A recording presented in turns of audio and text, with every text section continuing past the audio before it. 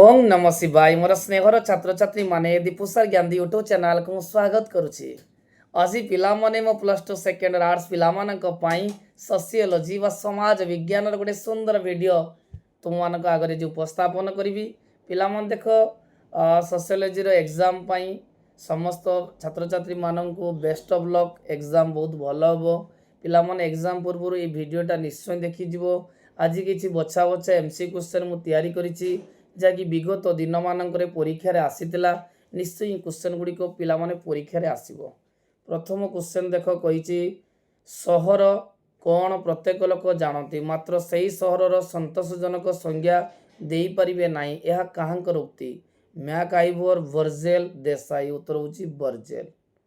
द्वितीय क्वेश्चन जाति व्यवस्था रे एक विशेष परिवर्तन कौन सांस्कृतिक परिवर्तन जाति संरचना परिवर्तन शिक्षागत परिवर्तन राजनैतिक परिवर्तन होची जाति संरचना परिवर्तन। निम्नतम मध्य किए कही ग्राम समुदाय हेउची एक जलाशयर स्थिर जल सदृश पीए सर्किन J B. Ambedkar K M. Kapadia M N. Srinivas उत्तर होची एम.एन. श्रीनिवास। किए कही ग्राम्य जीवन संचयर सूचना प्रदान करिथाय सहरी जीवन खर्चर सूचना प्रदान करिथाय किए कही ई ए रस ना एसी दुबे उत्तर होची ई ए रस। कास्ट एंड कम्युनिकेशन बहुत इंपोर्टेंट पिला माने परीक्षा रे क्वेश्चन आसे caste and communication in an Indian village caste and communication in an Indian village पुस्तक रचयिता किए sir Herbert Risley G S. Ghurye D N. Majumdar M N. Srinivas उत्तर डी.एन. मजुमदार। किए कही श्रेणी एक प्रशस्ति समूह किए कही कार्लमार्क्स मैक्सवेल सी.एच. कुले उत्तर होची मैक्सवेल। नेक्स्ट क्वेश्चन निम्नतम मध्य केउटी ग्राम्य समुदायर लक्षण अटे सामुदायिक मनोभाव निर्दिष्ट अंचल प्राथमिक संपर्क उपरोक्त समस्त पिला को उपरोक्त समस्त। नेक्स्ट क्वेश्चन क्यों समाज वैज्ञानिक मतरे राजनैतिक स्वार्थ हासिल करने कौन से एक समुदाय अथवा यार एक बृहत अंश को हिंसात्मक कार्यकलाप माध्यम भय सृष्टि करने को आतंकवाद कहुए किए कही उत्तर पिला राम आहूजा। नेक्स्ट क्वेश्चन पिला क्यों प्रक्रिया एक मनस्तात्विक बा शैक्षिक प्रक्रिया जहाँकि एकतार साधारण अनुभव लोकमानक हृदय एक सहजक एक साधारण नागरिकर अनुभूति राष्ट्र बा जातीयता प्रति आनुगत्य भावना को अंतर्भुक्त करता है सचेतनता ना जातीय संगति उत्तर होची जातीय संगति। नेक्स्ट क्वेश्चन पिला माने Tada the terrorist and disruptive activities prevention act Tada केबे प्रणयन होइतला 1960 1961 1985 उत्तर होची 1985। निम्नोक्त केउटी भूमिपुत्र रो उदाहरण भूमिपुत्र कहले पिला माने कलिंग ना शिवसेना ना मातृभूमि बुझाए मन तो शिवसेनार उदाहरण एटा आंचलिकता बाजाए। Caste in Indian politics caste in Indian politics बहुत इंपोर्टेंट छुआ पिला माने कास्ट इन इंडियन पॉलिटिक्स पुस्तक रचयिता किए रजनी कठारी एम.एन. श्रीनिवास काका कालेलकर आर.पी. देसाई उत्तर पिला माने रजनी कठारी।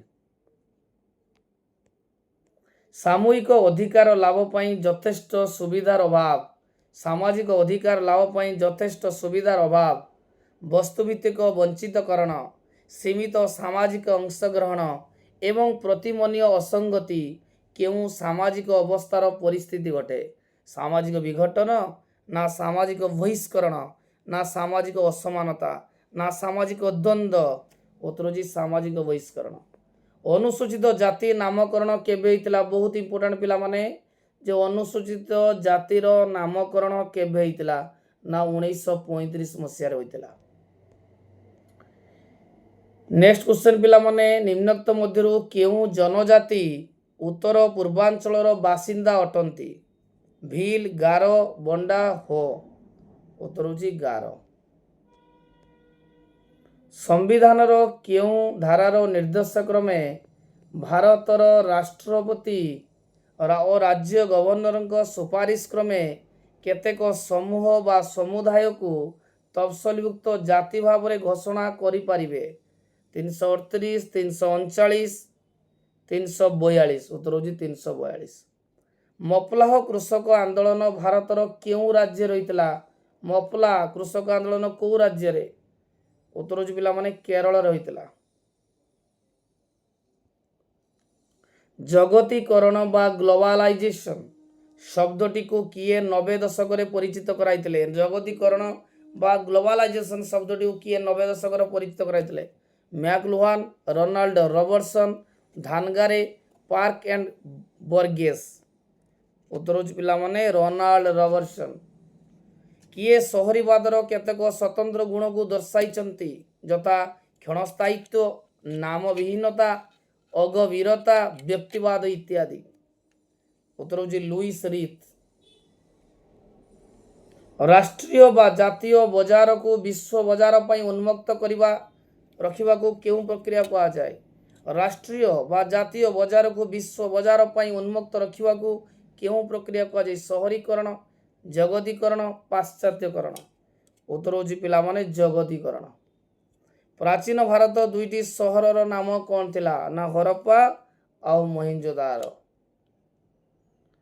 ଜନ୍ମ ଦ୍ୱାରା ନିର୍ଦ୍ଧାରିତ ହେଉଥିବା ଏକ ସାମାଜିକ ସମୂହକୁ କ'ଣ କହନ୍ତି? ଯେ ଜନ୍ମ ଦ୍ୱାରା ନିର୍ଦ୍ଧାରିତ ହେଉଥିବା ଏକ ସାମାଜିକ ସମୂହକୁ କ'ଣ କହନ୍ତି? ନା ଜାତି କୁହାଯାଏ।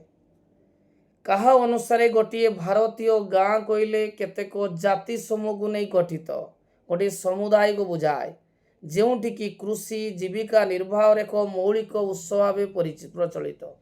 କିଏ କହିଥିଲେ? ନା ଜେ.ବି. ଆମ୍ବେଦକର। ନିମ୍ନୋକ୍ତ ମଧ୍ୟରୁ କେଉଁଟି ଯୌଥ ପରିବାରର ଅପକାରିତା? କଳହ, ଦ୍ୱନ୍ଦ୍ୱର ଗନ୍ତାଘର, ବ୍ୟକ୍ତିତ୍ୱ ବିକାଶର ଅବନତି, କୃଷି କୁଟିଳ ଶିଳ୍ପର ଅବନତି? ଏ ସମସ୍ତ। ଉତ୍ତର ହେଉଛି କଳହ ଓ ଦ୍ୱନ୍ଦ୍ୱର ଗନ୍ତାଘର। କିଏ କୁହନ୍ତି ନୂଆ ବୋଉ ପରି ସେ ଅଗଣାର ଗଞ୍ଜଟି ଭିତରେ ଆପଣାକୁ କେବେ ନିର୍ଭୟ ଓ ସ୍ୱୟଂ ନିର୍ଭରଶୀଳ ମନେ କରୁଥିଲା, କିନ୍ତୁ ଦାଣ୍ଡକୁ ଆସିବାକୁ ଡରୁଥିଲା? ଦାଣ୍ଡକୁ ଆସିବାକୁ କିଏ କହିଥିଲେ? ନା ଚିତ୍ତରଞ୍ଜନ ଦାସ କହିଥିଲେ। ତାରୁଆଡ଼ ପରିବାରର ସଦସ୍ୟ ସଂଖ୍ୟା ବୃଦ୍ଧି ଘଟିଲେ ଏହାକୁ ସମାନୁପାତିକ ରୀତିରେ ବିଭକ୍ତ କରାଯାଏ। ପ୍ରତ୍ୟେକ ଅଂଶକୁ କ'ଣ କୁହାଯାଏ? ତରୁଆଡ଼, ନା ତାଭାଜି, ନା ଇଲମ? ଉତ୍ତର ହେଉଛି ତାଭାଜି। ନିମ୍ନୋକ୍ତ ମଧ୍ୟରୁ କେଉଁଟି ଯୌଥ ପରିବାରର ବିଘଟନର କାରଣ ଅଟେ? ଶିଳ୍ପୀକରଣ, କୃଷି ଓ କୁଟୀର ଶିଳ୍ପର ଅବନତି, ବ୍ୟକ୍ତିତ୍ୱର ବିକାଶ?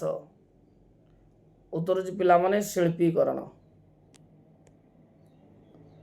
ନିମ୍ନୋକ୍ତ ମଧ୍ୟରୁ କେଉଁ ସମାଜ ବିଜ୍ଞାନୀ ଗ୍ରାମ ଓ ସହର ମଧ୍ୟରେ କେତେଗୁଡ଼ିଏ ପ୍ରଭେଦ ଦର୍ଶାଇଛନ୍ତି? CC Zimmermann.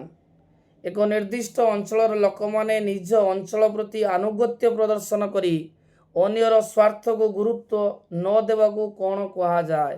ନା ଆଞ୍ଚଳିକତାବାଦ କୁହାଯାଏ। କେଉଁ ମସିହାରେ ଭାରତର ସଂସଦ ଭବନ ଉପରେ ଆତଙ୍କବାଦୀ ଆକ୍ରମଣ ହୋଇଥିଲା? ସଂସଦ ଭବନ ଉପରେ? ନା 2001। ସାମ୍ପ୍ରଦାୟିକତାର ଏକ ଲକ୍ଷଣ କ'ଣ? ଅସହଯୋଗ, ସଂଘର୍ଷ, ନା ଦୁଇ ସମୂହ ମଧ୍ୟରେ ଧର୍ମଗତ ପ୍ରଭେଦ? ନା ଦୁଇ ସମୂହ ମଧ୍ୟରେ ଧର୍ମଗତ ପ୍ରଭେଦ। ନିଜ ଧର୍ମ ପ୍ରତି ଆନୁଗତ୍ୟ, ପର ଧର୍ମ ପ୍ରତି ବିରୋଧ ବା ଶତ୍ରୁଭାବକୁ କ'ଣ କୁହାଯାଏ?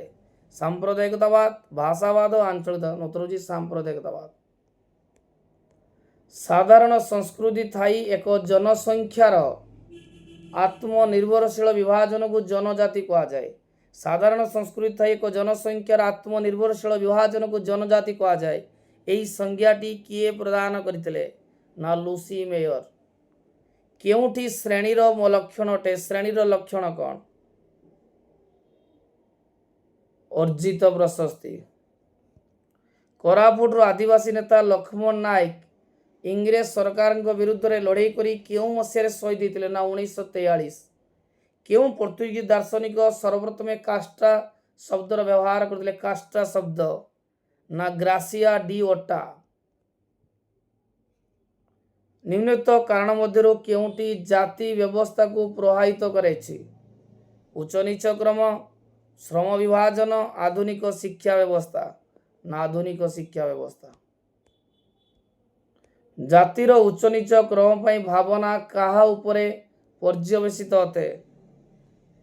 ପବିତ୍ର ଅପବିତ୍ର, ସାନ ବଡ଼? ଉତ୍ତର ହେଉଛି ପବିତ୍ର ଅପବିତ୍ର। ପାଶ୍ଚାତ୍ୟ ମୂଲ୍ୟବୋଧ ଓ ସଂସ୍କୃତିର ପ୍ରସାରକୁ କ'ଣ କୁହାଯାଏ? ନା ପାଶ୍ଚାତ୍ୟକରଣ କୁହାଯାଏ। ସର୍ବପ୍ରଥମେ କିଏ ଜଗତୀକରଣ ଶବ୍ଦର ବ୍ୟବହାର କରିଥିଲେ? ଜଗତୀକରଣ ଶବ୍ଦ ନା ରୋନାଲ୍ଡ ରବର୍ଟସନ୍। 1991 ମସିହା ଶିଳ୍ପନୀତି ଅନୁସାରେ ବିଦେଶୀ ନିବେଶ ସୀମା ସର୍ବୋଚ୍ଚ କେତେ ପ୍ରତିଶତ ହୋଇପାରିବ? ନା 49। ଜଗତୀକରଣ ଏକ ପ୍ରକ୍ରିୟା ଯାହାଦ୍ୱାରା ଚିନ୍ତାଧାରା, ଲୋକସଂଖ୍ୟା, ଦ୍ରବ୍ୟ ଏବଂ ପୁଞ୍ଜିର ମୁକ୍ତ ଅବାଧ ପ୍ରଭାବ ଅଟେ, ଯାହାକି ଅର୍ଥନୀତି ଓ ସମାଜର ସଂଗତି ଆଣିଥାଏ। ଏଇଟା କିଏ ପ୍ରଦାନ କରିଥିଲେ? ନା ଆନିତାତ। ବର୍ତ୍ତମାନ ପିଲାମାନେ ଦେଖ, ମୁଁ ସମସ୍ତ ବଛା ବଛା କ୍ୱେଶ୍ଚନ୍ ଆଲୋଚନା କଲି। MC କ୍ୱେଶ୍ଚନ୍ ନିଶ୍ଚୟ ଆ ଭିତରୁ ପିଲାମାନେ ବହୁତ ଗୁଡ଼ିଏ କ୍ୱେଶ୍ଚନ୍ ପରୀକ୍ଷାରେ ଆସିବାର ସମ୍ଭାବନା ଅଛି। ଯଦି ପିଲାମାନେ ଭିଡ଼ିଓଟି ଭଲ ଲାଗିଥିବ ନିହାତି ଲାଇକ୍ କରିବ, ଚ୍ୟାନେଲକୁ ନିଶ୍ଚୟ ସବସ୍କ୍ରାଇବ୍ କରିବ।